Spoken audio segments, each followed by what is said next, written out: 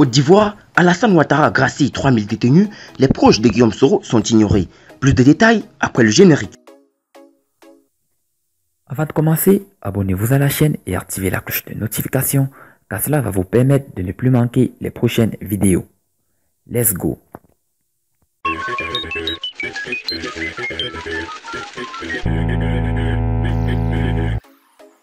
L'annonce a été faite le mercredi 15 janvier 2020 à l'issue d'un conseil des ministres. Alassane Ouattara a décidé de gracier 3115 détenus. Sidi Touré Tiemoko, le porte-parole du gouvernement, a livré des précisions sur cette mesure prise par le chef de l'État. Alassane Ouattara libère 3115 prisonniers.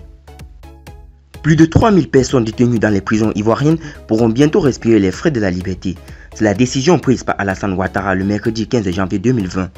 L'information a été livrée par Sidi Touré Tiemoko, le porte-parole du gouvernement, au sortir d'un conseil des ministres qui s'est tenu ce jour.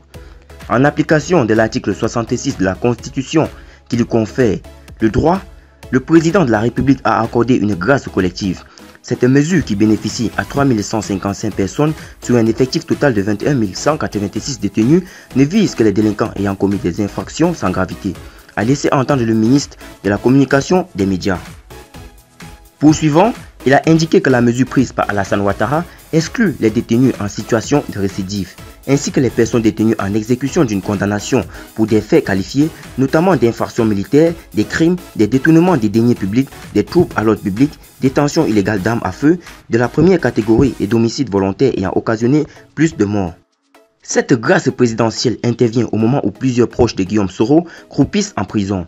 En effet, Alain Lobognon, Kono Tefou, Soro Kinagi, Soro Simon, frère cadet de l'ancien président de l'Assemblée nationale, sont accusés pour des troubles à l'ordre public. Ces partisans des députés de Féké, si l'on en croit les propos du porte-parole du gouvernement, ne pourront bénéficier de la grâce présidentielle. Interpellé le 23 décembre 2019 au siège des Générations et Peuples Solidaires, mouvement portant la candidature de Guillaume Soro à la présidentielle de 2020, ces soroïstes tentaient d'organiser une conférence de presse suite au retour manqué de leur leader à Abidjan.